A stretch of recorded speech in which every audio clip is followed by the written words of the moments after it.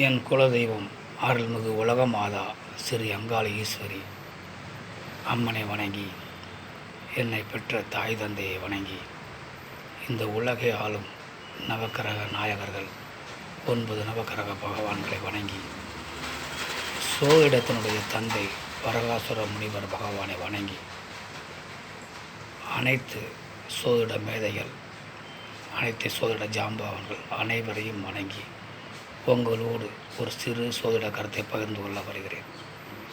ஒரு ஜாதகத்தில் அனைத்து கிரகங்களின் வலிமையும் குறைந்து புதன் பகவான் ஒருவர் மட்டும் நன்றாக இருந்தால் கூட அந்த ஜாதகன் வாழ்க்கையிலே மிகப்பெரிய வெற்றியை அடைந்து விடுவான். ஏனென்றால் புதன் பகவான் அந்த அளவுக்கு ஒரு ஆற்றல் மிகுந்த கிரகம். அவர் சூரிய பகவானுக்கு அருகில் இருக்கக்கூடிய கிரகம், அதிவேகமாக செயல்படக்கூடிய கிரகம், அவர் முழு சுகத்தன்மை உடைய கிரகம். புதன் பகவான் தனித்த நிலையில் இருந்தால் முழு சுகத்தன்மையோடு இருப்பார்.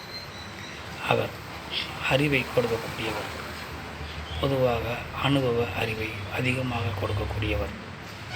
அவர் ஒரு ஜாதகத்தில் வலுத்திருந்தால் அந்த ஜாதகன் சிறந்த கணக்காளராக, அக்கௌண்டாராக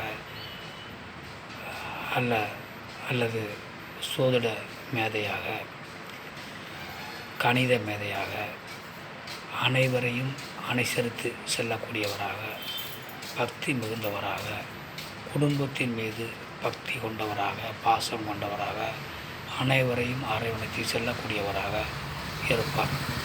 அப்படிப்பட்ட நல்ல தன்மைகளை எல்லாம் ஒரு ஆடிட்டராக, ஒரு கலைத்துறையிலே சிறந்து விளங்கக்கூடியவராக, எல்லா துறைகளிலேயும் சிறந்து விளங்கும் தன்மையை ஏற்படுத்தக்கூடியவர் புதன் பகவான்.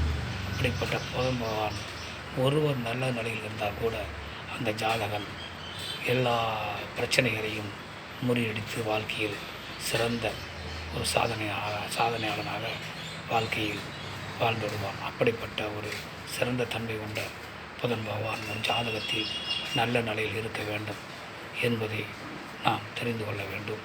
அப்படிப்பட்ட புதன் பகவான் நம் வாழ்க்கைக்கு சிறந்த நலன்களை செய்யக்கூடியவர் என்று கூறி, உங்களோடு இந்த கருத்துக்களை இதுவரையில் பகிர்ந்தமைக்கு மகிழ்ச்சி அடைகிறேன். நன்றி, வணக்கம்.